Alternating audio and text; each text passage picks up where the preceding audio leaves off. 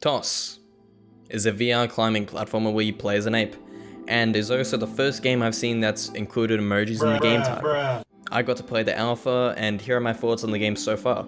The developers, Agera Games, hope to release this game at the end of 2020, pricing is to be announced, and the platforms are Steam and hopefully the Oculus Quest Store. Agera Games is a two-man team of Swedish developers Simon Bergqvist, who is also the CEO of Agera Games, and Albin Ahlstedt Grafman. Now, is the game fun?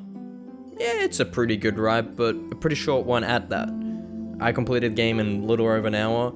Now I assume that they will add more levels, but if this is all that the content that is going to be offered, then a short and sweet experience might be good, however pricing would have to come down quite dramatically. I found performance to be totally fine, I didn't get motion sick at all, although I do have a year's worth of experience in VR, so that's probably a major contributing factor to me not getting sick.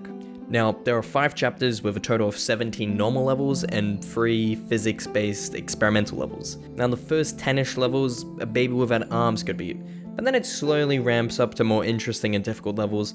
Now, the most annoying level was the fucking scaffolds one. Holy shit, this level sucks balls. It's like scraping your balls against the cement on a 45-degree day, although that rewarding feeling from beating that level was incredible.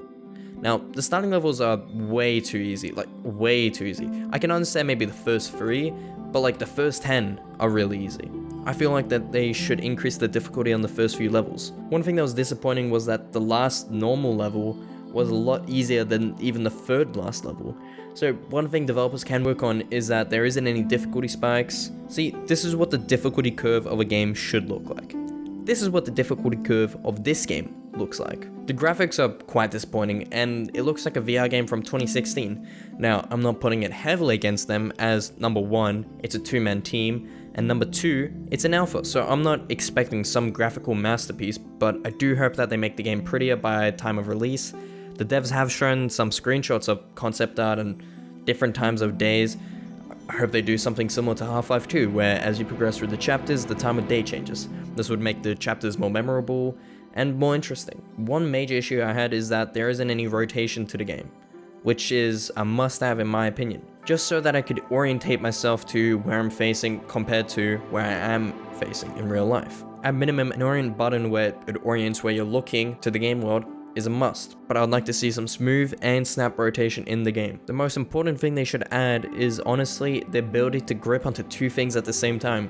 Let me tell you, the amount of times I've fallen because I'm holding onto a railing with one hand, and then with the other hand I hold onto something, thinking that I'm still holding onto the other railing with my other hand, when in fact it automatically lets go because that makes sense.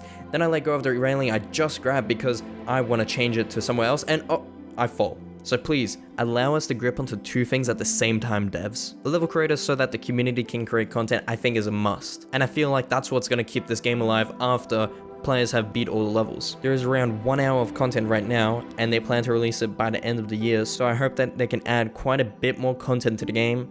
As well, I hope they add something to add replayability to the game and give a reason to replay levels. Probably something similar to a grading system of how fast and little railings you held to complete the level, but there are a bunch of different options they could go with. In summary, this is an alright game for what it is right now.